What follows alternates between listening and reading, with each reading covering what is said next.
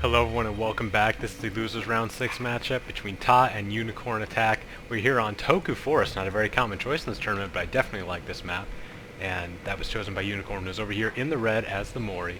We'll get a better look at his army once they come out of the trees. On the other side is Ta in the blue as the Hojo. I'm sorry, it's a little late. They actually fought about a week ago, but I've been on vacation, so I'm just now getting to them. And very interesting armies in this too. A ton of trees, as you can see. So it's not great for missile troops, and both armies are reflecting that. We're looking now at Unicornattack's army here. He's got a lot of Nodachis in the front, well, actually just a couple, and a lot of spears. Yari Samurai, Naginata Monks. Not a lot of cavalry from what we can see. There's the one katana. Oh, there they are. They're all on the flanks. So a lot of cavalry and a lot of spears. Over here for Ta, he has a lot of swords, including a ton of Nodachis, very interestingly, and also a lot of cavalry as well. I'm counting 7 cavalry units on both sides, so equal numbers there. Some great guard circles you can see on the mini-map.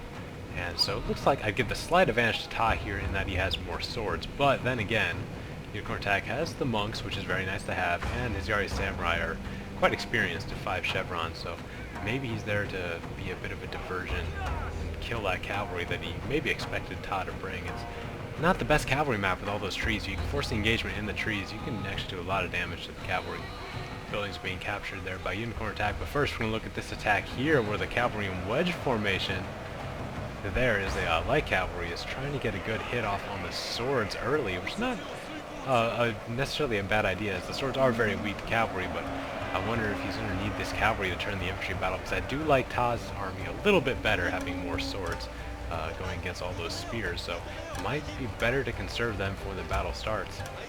Great Guard is chasing off the light cavalry over here. It looks like they were trying to stop the capture of the workshop, which this light cavalry here will do. And the cavalry for Unicornattack is pulling back, having lost no units, and honestly not very many men. This light cavalry of 31 men is the most damaged. But we have some cavalry action going on all over the map. Light cavalry over here. The Yari cavalry actually successfully dismounted, along with the Great Guard, but that could have been a bad choice because it scared off all the horses. And now those units will be dismounted, and that could be huge. And now Ta's coming out on the attack. Neither side capturing any buildings. They're just going right at it, and it looks like this attack's going to kind of get stopped a little bit. All those Nodachis that he has, it doesn't look like they've got a very good charge, and that could be pretty costly against these experienced spear troops with the high defense. They can actually do quite well against Nodachis and even win in melee. Ariashigari here on the front line, and light cavalry are wavering. We'll see if that can maybe cause a chain rout. That would be very unfortunate for Ta here. Units all over, and it's just both sides just smashing into each other head on in this one. Not a lot of flanking so far, but the Great Guard coming around for Ta could be huge.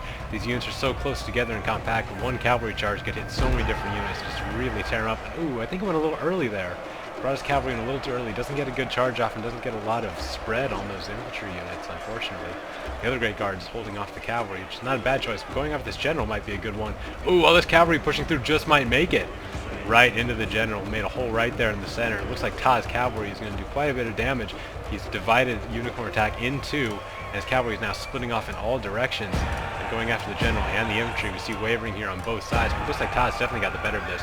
Making Unicornattack dismount his cavalry is actually really brilliant if he meant to do it, because they just aren't able to help out here. They're finally getting into the battle, but being dismounted, they're not going to have that much of a punch, and again, they have spears compared to the swords of Ta. Ta's doing very well here, but his numbers are starting to thin out. It's still pretty even here. And Ta hasn't really been able to use his cavalry with that much effectiveness, not getting off many good charges. And the general is still alive and in pretty good shape at 20 men for Unicornattack, so neither side is out of this yet. But it looks like Ta's finally starting to get some real momentum here. And then again, his center's wavering, and there's actually quite a few units routing here in the middle for Ta. So the numerical advantage is just very even here. Light cavalry charging into the general. Gets a nice little charge off, killed 4 of them. I think he's got to take this general out, but then again, it looks like Unicornattack's actually the one winning this grinded out melee fest here. It's still very close. This unit is just about to rout with 14 men. Nodachi has routed him and now moving into the center. It's so close, ladies and gentlemen. There are only the best players in this tournament left, and you can tell how close this is going to be. Both people are fighting their lives to be this close to the finals, and any being eliminated here means you're out of the tournament for good. And there's the mass rout there. I didn't see if the general died. Doesn't look like he, well, maybe he did. But regardless, it looks like Taj just got the momentum in his favor just enough to pull out the win here. And look at his infantry, though, just completely decimated. 1, 2, 3 infantry units are all that are left, and they're all down to half strength as well. The cavalry's still in good shape. Looks like they're the ones that turned the battle. Poaching that hole right through the center turned out to be just the ticket he needed to win, and there it is. Ta takes game number 1 on his opponent's home turf. He'll be having the map choice in the next map in good position to secure his place in the next round. So I'll see you back in the main menu. Well, that's what we all love to see. Really close battles, and you can tell by the numbers the losses were about the same. In fact, Ta actually lost more men there, but had more men deployed on the field, so it ended up working out for him.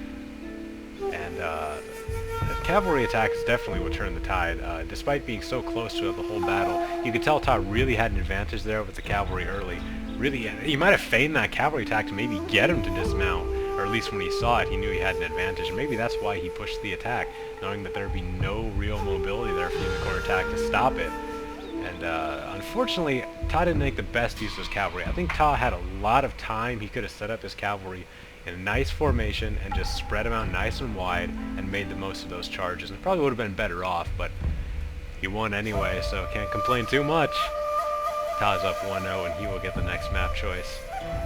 It should be a great battle. I'll see you there. Thanks for watching, everybody.